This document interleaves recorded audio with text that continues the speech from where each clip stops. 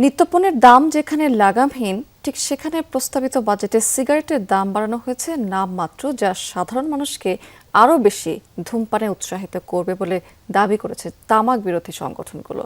সকালে জাতীয় প্রেস ক্লাবে এক সংবাদ সম্মেলনে তারা বলেছেন যে এবারে বাজেট সাধারণ মানুষের স্বাস্থ্য ঝুঁকি বাড়িয়ে উল্টো তামাক কোম্পানিগুলোর মুনাফা বাড়ানোর আয়োজন করেছে। সংবাদ সম্মেলনে তামাক বিরোধী সংগঠন প্রজ্ঞা এবং আত্মার যৌথ বিশ্লেষণে বলা হয়েছে যে বিগত কয়েক বছরে চাল ডাল সহ নিত্যপণ্যের দাম ৩০ থেকে ৮৯% পর্যন্ত বাড়লেও বাজারের সিংহভাগ দখল করে থাকা নিম্ন স্তরের সিগারেটের দাম বাড়ানো হয়েছে মাত্র ৩.৩৩%, যা শলাকা প্রতি মাত্র ২০ পয়সা।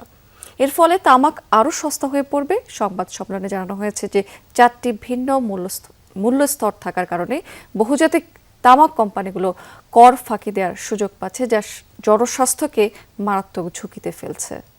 টাকা হওয়া ১০ শলাকা সিগারেটের অর্থাৎ প্রতি শলাকায় ২০ পয়সা বাড়া, এটিকে আসলে দাম বাড়া বলা যায় না। অন্যান্য দ্রব্যের দাম যেভাবে বাড়ছে, নিত্য প্রয়োজনীয় খাদ্যের দাম যেভাবে আমাদের বাড়ছে, সেই তুলনায় নিম্ন স্তরের সিগারেটের দাম একেবারেই বাড়েনি।